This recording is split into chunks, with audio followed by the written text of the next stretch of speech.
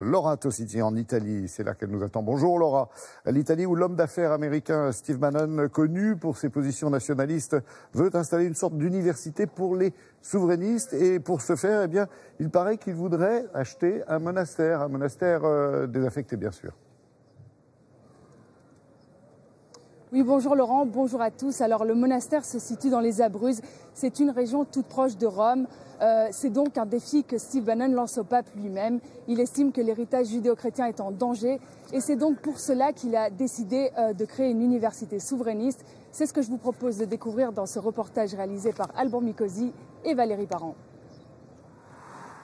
La chartreuse de Trisulti, à 120 km de Rome.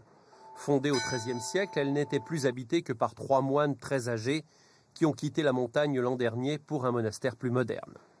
Depuis, le bâtiment attire les convoitises, notamment celle de Steve Bannon, qui veut y installer ici une université particulière.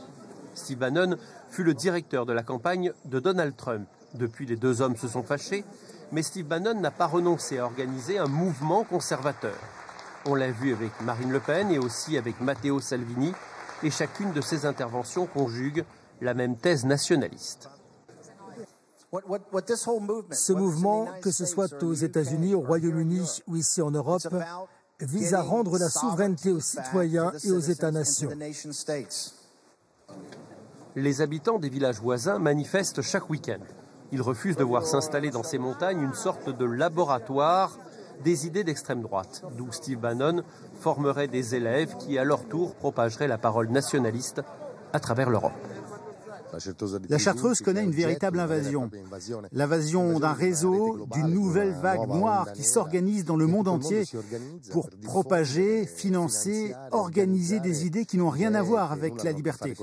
Il faut que le monastère redevienne un bien public, accessible à tous, ouvert à l'Europe et pas enfermé dans le nationalisme. C'est désormais à la congrégation religieuse qui possède le bâtiment de dire si oui ou non elle accepte la proposition de rachat par la fondation Steve Bannon.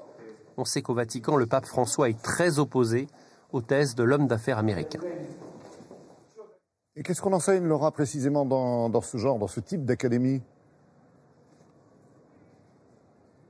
Alors il y aura des cours de philosophie, d'économie, mais surtout de théologie avec un objectif clair, la défense de l'Occident judéo-chrétien qui, selon eux, serait menacé par la mondialisation. C'est Steve Bannon lui-même qui dirigera le cursus. Et dernière chose, l'association qui a été créée pour acheter les lieux l'a fait officiellement pour en faire un lieu de prière. Mais ce qui est sûr, c'est que le Vatican, lui, refuse de soutenir ce projet.